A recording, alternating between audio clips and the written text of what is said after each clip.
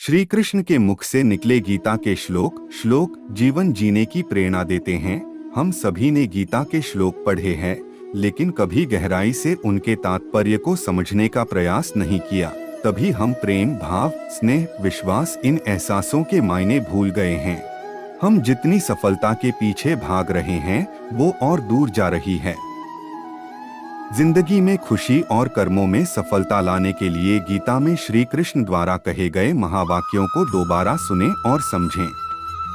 हम आपके लिए उनके कुछ महत्वपूर्ण श्लोक लेकर आए हैं, जिनमें उन्होंने कर्मों की गति, सुख का रहस्य और जीवन जीने की शिक्षा दी है। अर्थ, कर्म पर ही तुम्हारा अधिकार है, कर्म के फलों में कभी नहीं, इसलिए कर्म को फल के लिए मत करो। कर्तव्य कर्म करने में ही तेरा अधिकार है, फलों में कभी नहीं। आथ तू कर्मफल का हेतु भी मत बन और तेरी अकर्मण्यता में भी आसक्ति न हो।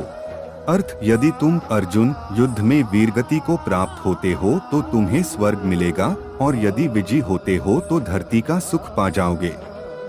इसलिए उठो हे कौन्तेय अर्जुन, और निश्चय करके युद्ध करो।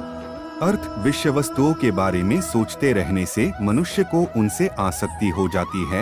इससे उनमें कामना यानी इच्छा पैदा होती है, और कामनाओं में विघ्न आने से क्रोध की उत्पत्ति होती है। इसलिए कोशिश करें कि विषयाशक्ति से दूर रहते हुए कर्म में लीन रहा जाए। ये बहुत ही आम बात है, लेकिन हम इसके तात्पर्य से दूर हैं। हमारे साथ जो भी हो रहा है, हम हर बात पर सवाल उठा रहे हैं। हमें समझना होगा कि जो भी हो रहा है, जो होगा और जो हो चुका है, सब अच्छा ही है।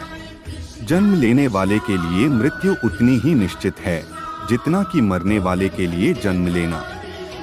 इसलिए जो अपरिहार्य है, उस पर शोक नहीं करना चाहिए। मैं सभी प्राणियों को एक समान रूप से देखता हूँ। मेरे लिए ना कोई कम प्रिय है ना ही ज्यादा, लेकिन जो मनुष्य मेरी प्रेम पूर्वक आराधना करते हैं, वो मेरे भीतर रहते हैं और मैं उनके जीवन में आता हूँ।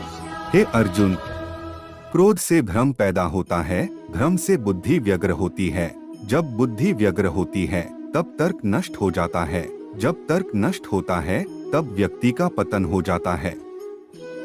अच्छे कर्म करने के बावजूद भी लोग केवल आपकी बुराइयां ही याद रखेंगे। इसलिए लोग क्या कहते हैं, इस पर ध्यान मत दो, तुम अपना काम करते रहो। केवल मन ही किसी का मित्र और शत्रु होता है, इसीलिए मन पर नियंत्रण होना अति आवश्यक है।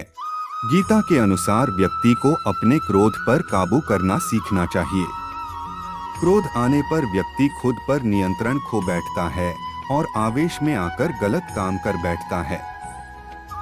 क्रोध में लिए गए फैसले अक्सर गलत होते हैं, जिससे व्यक्ति आगे चलकर पछताता है।